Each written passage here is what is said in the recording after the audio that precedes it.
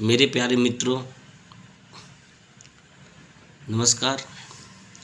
मेरा नाम प्रेम कुमार केसरी है। मैं अपने YouTube चैनल के माध्यम से आपको राजनीतिक शास्त्र से जुड़े जानकारियों को आप तक पहुंचाने का भरपूर प्रयास करूंगा ताकि अधिक से अधिक जानकारी आप तक पहुंच सके। मैं आज संविधान से जुड़े मुद्दों, कैबिनेट मिशन का क्रियान्वयन, संविधान की प्रकृति, संविधान की प्रस्तावना से जुड़े मुद्दे पर हम आज बात करेंगे और आप तक जानकारी पहुंचाने की कोशिश करेंगे। हम संविधान से जुड़े मुद्दों पर अपनी बात करने जा रहे हैं। आपसे आग्रह है कि आप इसे ध्यान से सुनें ताकि आप ज़्यादा से ज़्यादा लाभान्वित हो सकें।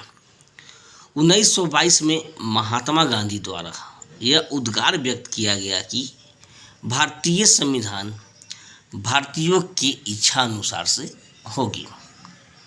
1924 में ब्रिटिश सरकार से मोतीलाल नेहरू ने यह मांग कर डाली थी कि संविधान निर्माण से पहले संविधान सभा का गठन किया जाना चाहिए। संविधान सभा के विचार का औपचारिक रूप से प्रतिपादन साम्यवादी नेता M.N. राय द्वारा किया गया, जिसे 1934 में जवाहरलाल नेहरू ने मूर्त रूप प्रदान किया था। 1935 में राज्य विधानसभाओं द्वारा प्रस्ताव पारित कर भारतीयों द्वारा निर्मित संविधान की मांग की गई थी। 29 जुलाई 1936 को चुनाव पूर्व जारी घोषणा पत्र में भारतीय संविधान की मांग की गई थी। दिसंबर 1936 में लखनऊ कांग्रेस अधिवेशन में संविधान निर्माण के लिए संविधान सभा के अर्थ एवं महत्व की व्याख्या की गई थी। 1937 एवं 1938 के वार्षिक अधिवेशन में संविधान सभा के गठन की मांग दोहराई गई। अंततः राष्ट्रीय एवं अंतर्राष्ट्रीय दबाव एवं द्वितीय विश्व युद्ध की आवश्यकता को देखते हुए ब्रिटिश सरकार द्वारा यह स्वीकार किया गया कि भारतीय संविधान का निर्माण अपेक्षित है। 1942 में ब्रिटिश सरकार ने क्रिप्स योजना के माध्यम से भारत में निर्वाचित संविधान सभा की गठन की बात कही और गठित संविधान सभा द्वारा संविधान का निर्माण होगा। इस मुद्दों पर गंभीर चर्चा की।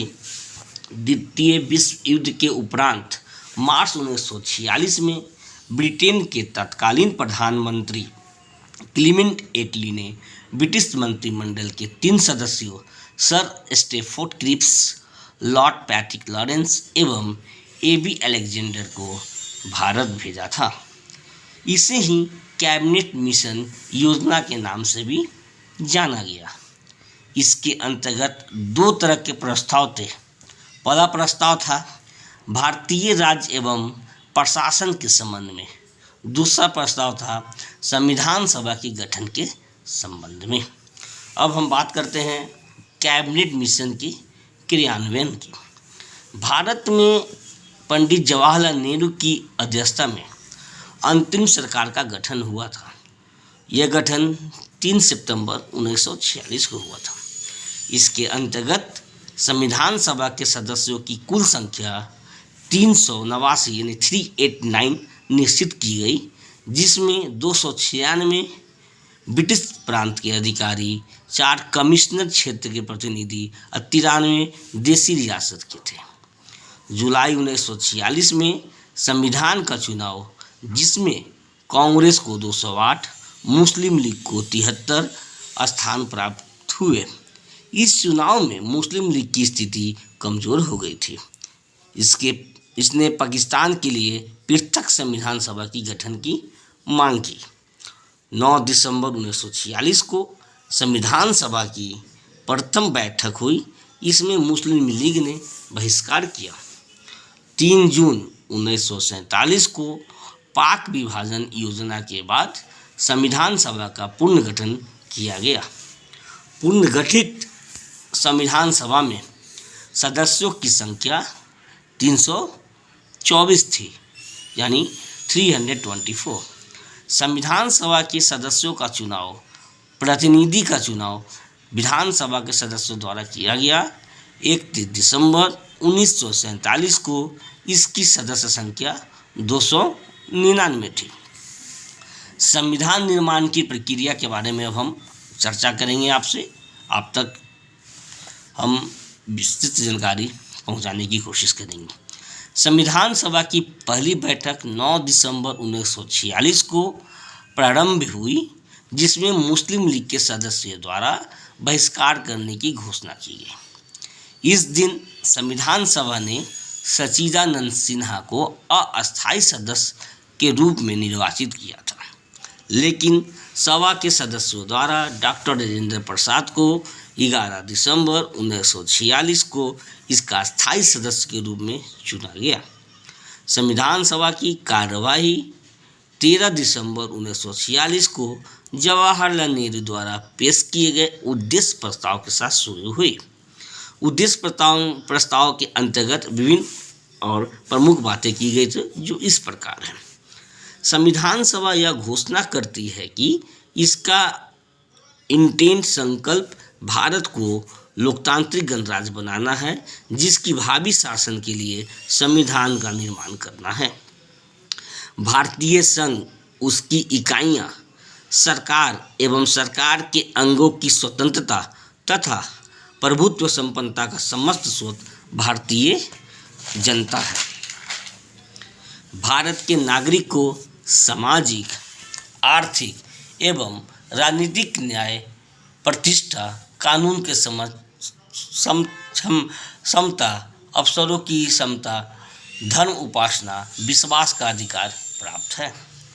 भारत के अल्पसंख्यक ओबीसी, एससी, एसटी के लिए पर्याप्त संरक्षण प्राप्त हो।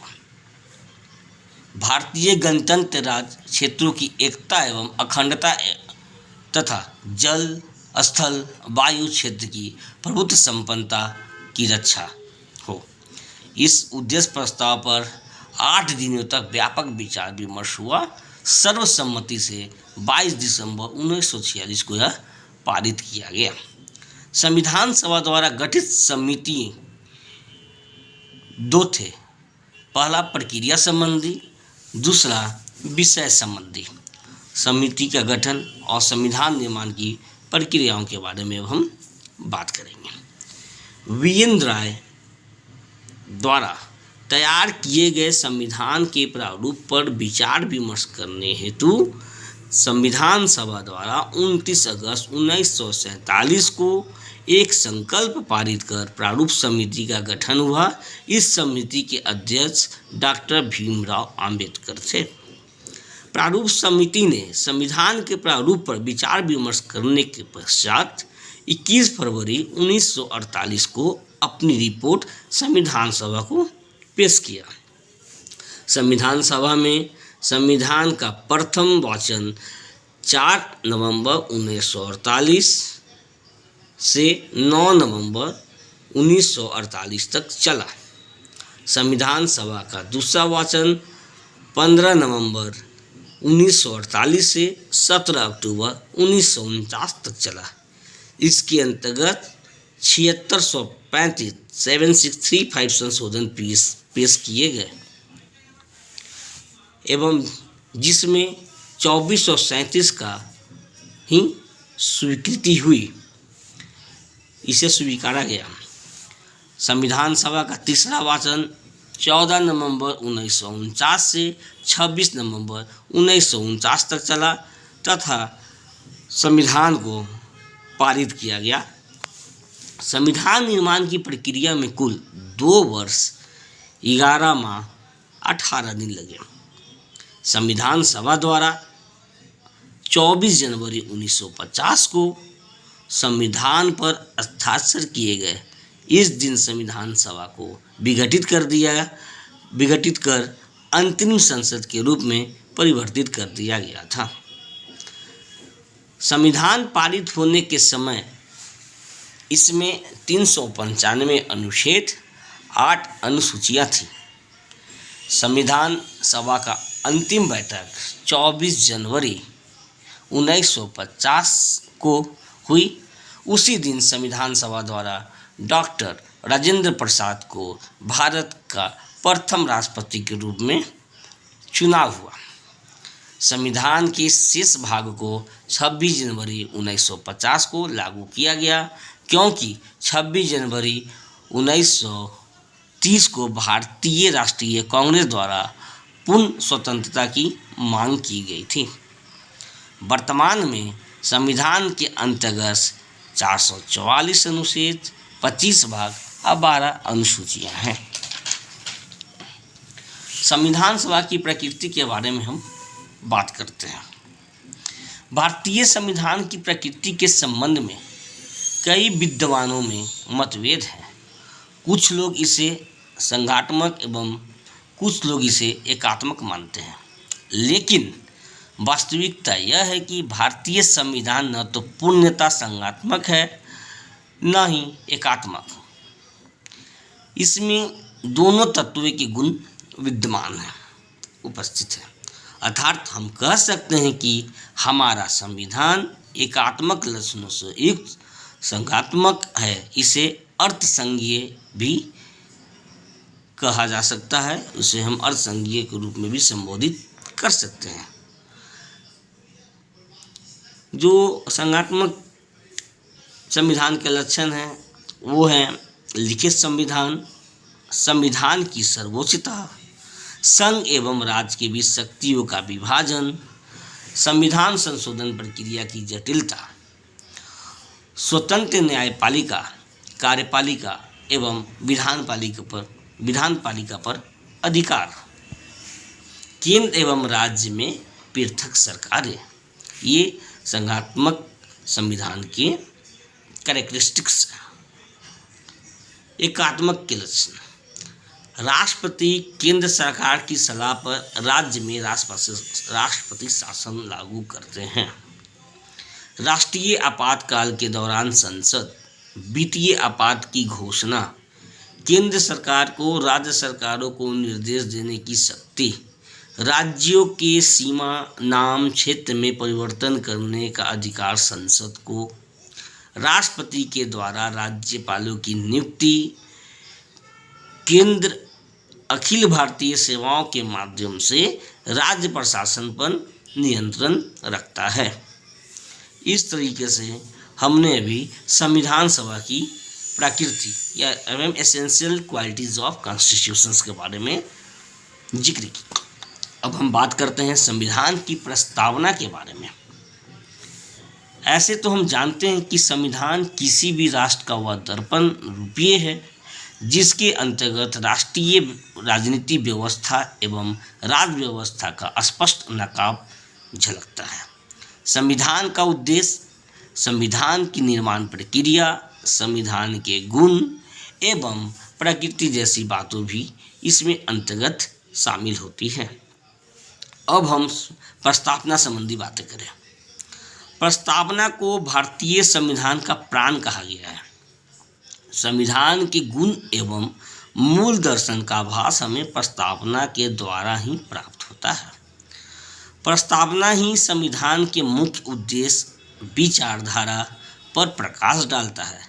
प्रस्तावना के अध्ययन से स्पष्ट पता चलता है कि हमारे संविधान निर्माताओं की भावनाएं कैसी थी। इसी कारण से एक राजनीतिक वेता ने कहा है कि संविधान की प्रस्तावना संविधान निर्माताओं की मन की कुंजी है। संविधान की प्रस्तावना में 13 दिसंबर 1946 को जवाहरलाल नेहरू द्वारा पेश किए गए उद्देश्य प्रस्ताव से संबंधित भावनाओं का भी वर्णन किया गया है। भारतीय संविधान की प्रस्तावना हम भारत के लोग शब्द से प्रारंभ होता है और यह शब्द स्पष्ट रूप से इंगित करता है कि भारतीय संविधान का मुख्य स्रोत भारतीय जनता ही है। भारतीय संविधान की प्रस्तावना के अंतर्गत भारत को एक संपूर्ण प्रभुत्व संपन्न समाजवादी पंथ निरपेक्ष लोकतंत्रात्मक गणराज्य बनाने के लिए समस्त नागरिकों को सामाजिक, आर्थिक और राजनीतिक न्याय, विचार, अभिव्यक्ति, विश्वास, धर्म और उपासना की स्वतंत्रता, प्रतिष्ठा एवं अवसर की समता प्राप्त करने के लिए तथा उन सब में व्यक्ति की गरिमा और राष्ट्र की एकता, साथ ही साथ अखंडता सुनिश्चित करने वाली बंधुता बढ़ाने के लिए दृढ़ संकल्प होकर अपनी इस संविधान सभा में आज 26 नवंबर 1949 ईस्वी को एतत् द्वारा इस संविधान को अंगीकृत, अधिनियमित तथा आत्मार्पित किया गया। हम भारत के लोग की हम बात करते हैं। यह शब्द भारतीय जनता को मुख्य स्रोत के रूप में जोड़ती है। इसके 3 अर्थ निकलते हैं। अंतिम प्रभुत्व संपन्नता जनता के हाथों में निहित है। संविधान निर्माता जनता के प्रतिनिधि स्वरूप थे। संविधान का निर्माण भारतीय जनता की स्वीकृति एवं सहमति से हुआ है। अब हम बात करें संपूर्ण प्रभुत्व संपन्न। इस वाक्य का तात्पर्य है हम किसी बाहरी नियंत्रण से मुक्त हैं, हमारे ऊपर अन्य राष्ट्रों की प्रभुता न हो, हम अपनी आंतरिक एवं विदेश नीति का निर्धारण स्वयं करेंगे। भारत अंतर्राष्ट्रीय संधि एवं समझौता मानने को बाध्य नहीं है। समाजवादी। हमारे संविधान का मुख्य नारा न्याय है, जिसका अर्थ केवल राजनीतिक न्याय ही नहीं बल्कि आर्थिक एवं सामाजिक न्याय भी है। सभी के हित के लिए सामान्य वितरण, समाज प्रशासन की व्यवस्था, संपत्ति, पूंजी एवं उत्पादन के साधनों पर संपूर्ण समुदाय का नियंत्रण, ये हमारा समाजवादी ध्येय है। 1976 के 42वें संशोधन के द्वारा समाजवाद शब्द को जोड़ा गया है। लोकतंत्रात्मक। भारतीय संविधान में भारत को एक लोकतांत्रिक राज्य की व्यवस्था की गई है। इसके अंतर्गत शासन व्यवस्था की संपूर्ण शक्ति जनता के हाथों में निहित रहती है। सरकार की स्थापना जनता द्वारा जनता के लिए की जाती है। अब हम बात करते हैं पंथ निरपेक्ष। पंथ निरपेक्ष क्या है?